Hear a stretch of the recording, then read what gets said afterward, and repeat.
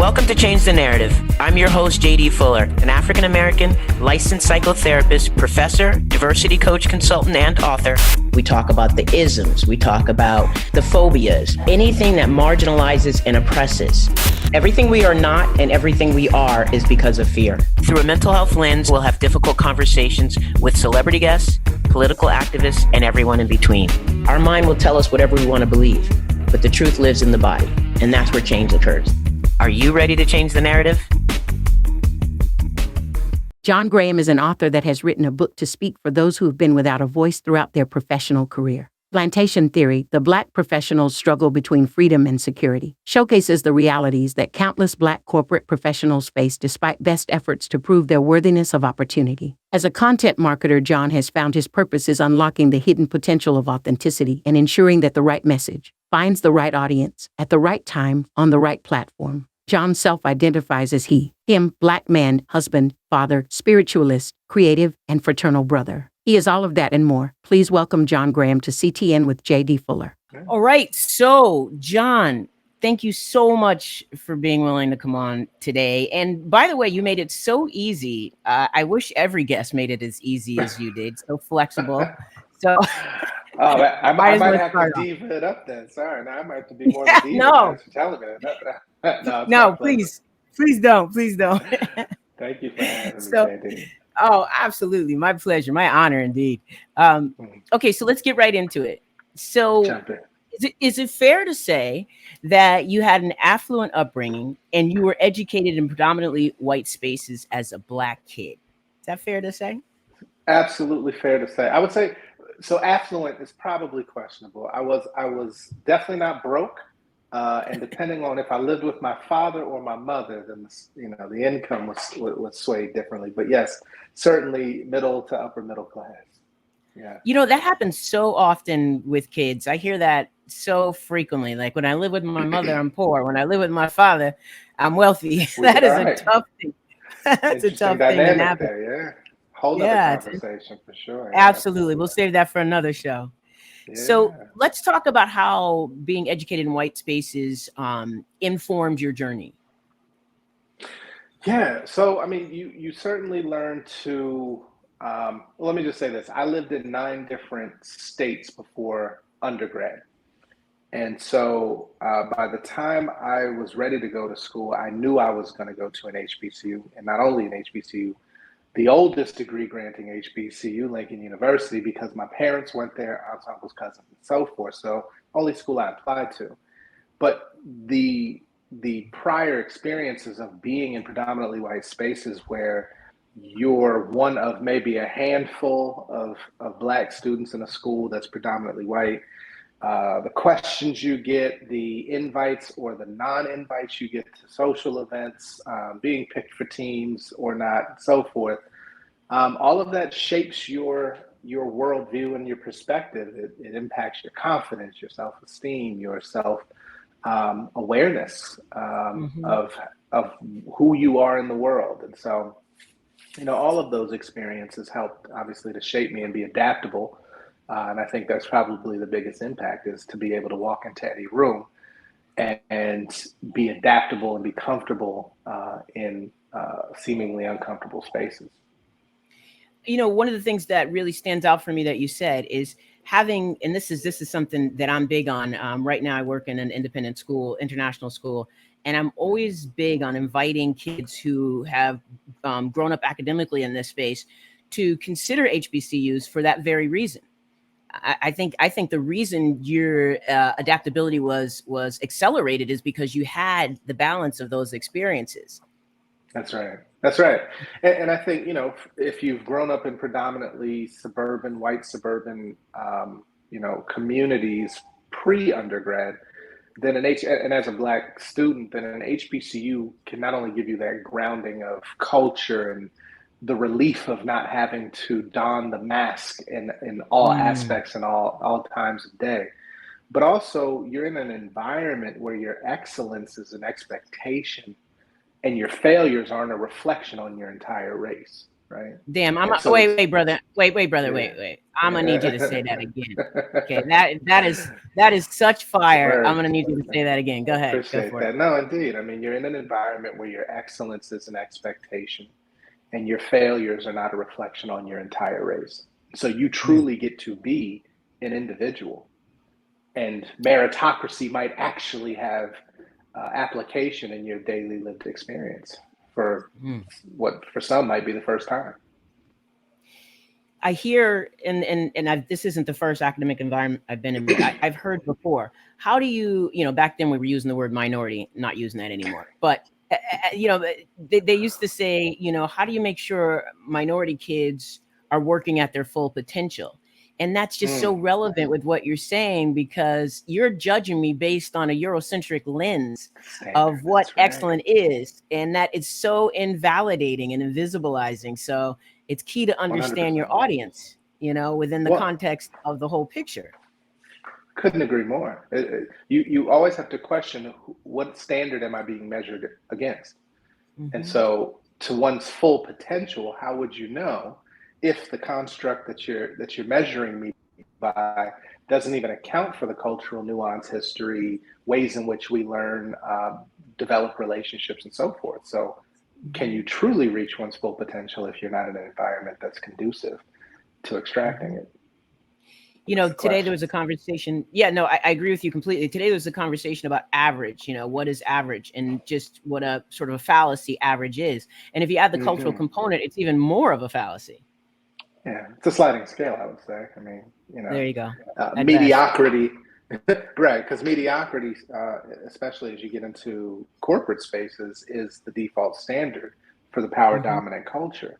Where we would see as mediocre, right? And this is why you have people who, you know, would say, "Well, I'm clearly smarter than my manager. I should be in that role, but yet I'm reporting to somebody that I actually trained, who's been here less time than me, is not as qualified as me." Well, there's other measures by which leadership is defined, and it's not your work output most times.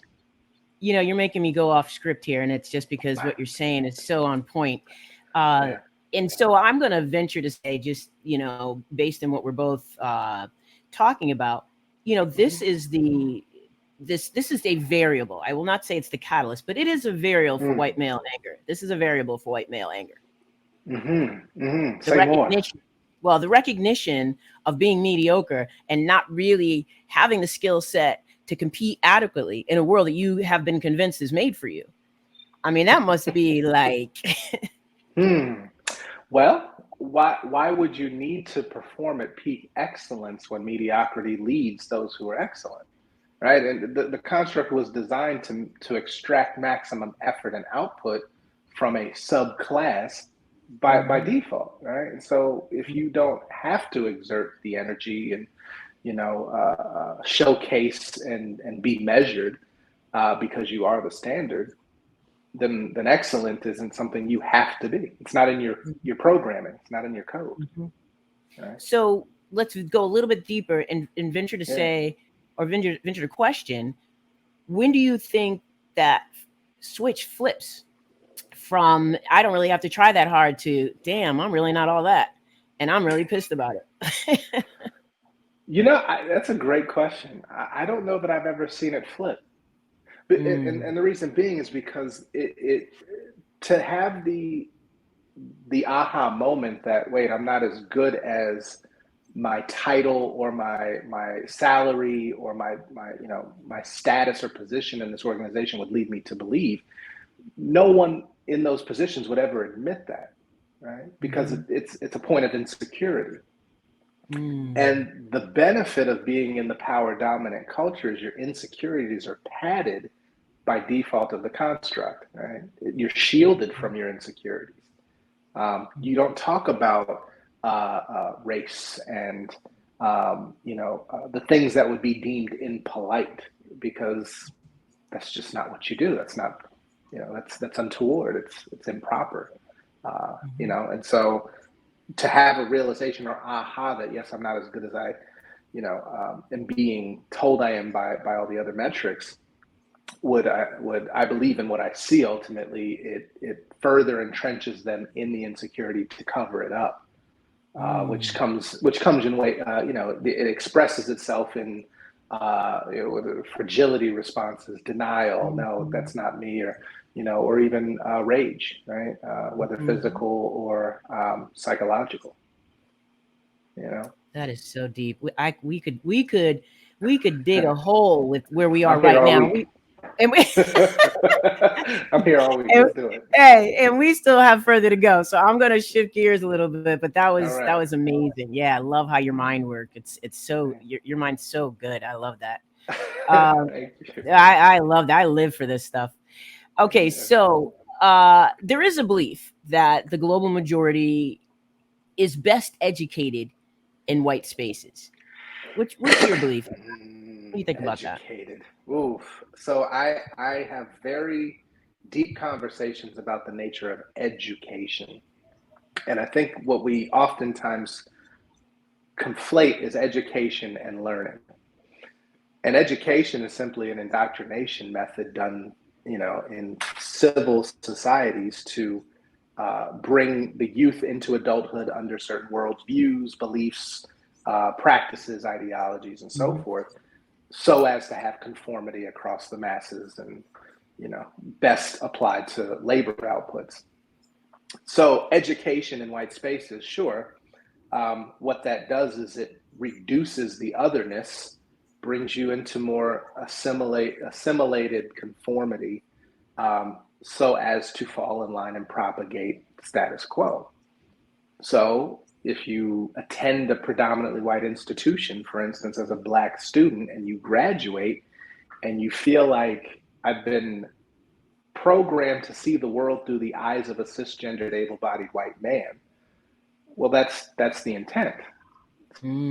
So that the world beliefs, ideals, views, and status quo can now be replicated or propagated. So best educated for whose outcome, right? Who is the beneficiary of the education? That's where you have to ask the question. I love it because my take on that is not popular. So I love that you said it in the way in which you did, because that's amazing. We're probably on the same page then, yeah. the exact same paragraph. Okay. So how and when did you discover your why? Whoa. So that's a tremendous question. I've had multiple whys over time. And I think as you evolve, your why should evolve. I discovered that I am a growth-seeking being who is intent on bridging gaps and communicating culture and authenticity unapologetically. I'd say probably closer to the beginning of my corporate career. So we're pushing probably close to 20, maybe 15 years ago. And it was really through self-discovery, coming into knowledge of, Simon Sinek, but also into, understanding of how to manifest things and really align what it is I'm seeking to do with the right conversations, being, always being open to new relationships, and following the breadcrumbs as they're laid forth. So I discovered my why several times, and my why has evolved even in the past 5 years, and wanting to expand and merge the worlds of employer brand and diversity, equity, and inclusion, so that large organizations don't sell false narratives to attract talent, and and really improve lived experiences for marginalized talent within corporate spaces. So, yeah, I mean, I think it's a constant effort of rediscovery and acknowledgement, and then evaluation.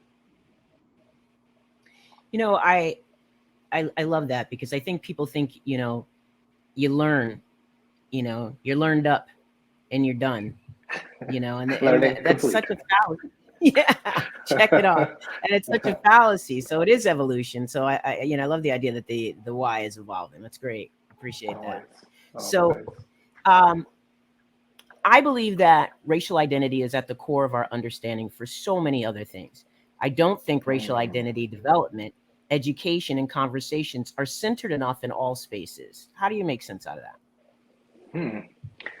Well, I think you're right in the American construct for sure, societal construct, right? So, not to say that race doesn't play a part globally, because there is no corner of the earth that hasn't been touched by colonialism.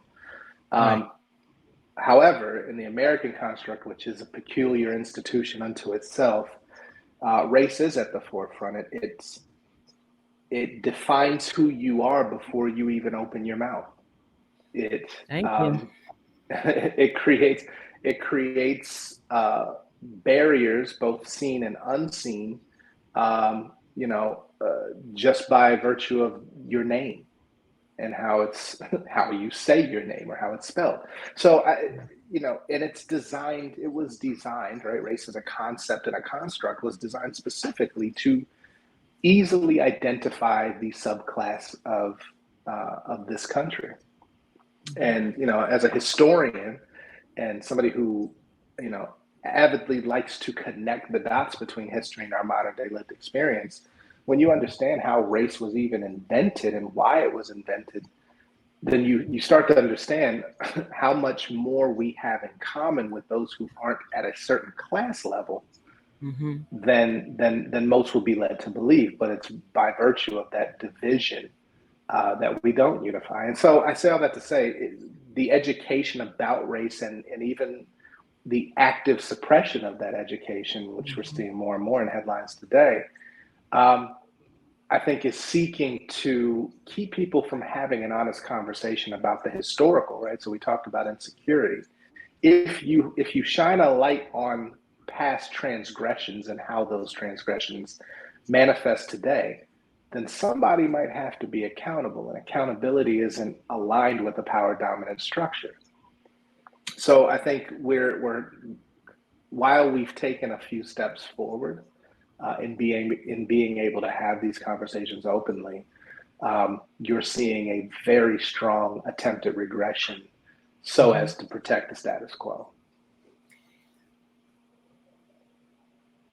I agree with you completely, 100%. And I'm adding just another, I don't know, just like sort of a side angle, which is, white people have been led to believe for so long that they don't have a racial identity. And, and that doesn't benefit them. And so, this idea that white people are absent of culture and identity is a protector. It's a veil. It protects the fragility and the possibilities. And so to think about, we all have identities, and let's explore how our identities have evolved, creates an opportunity. It facilitates a conversation, but you don't get to have that if you don't have any of that, and you don't have to be, aware of it. So I would just say what you said. And well, it's a beautiful addendum, because to suggest that, it's funny when you hear white people say people of color, and then I say, well, isn't white a color? And they're like, but even in the implicit assumption that white isn't even a color that needs to be acknowledged is further evidence that the construct was designed to hide their own privilege from them. So then I always end up asking them a question like, well, how do you explain water to a fish?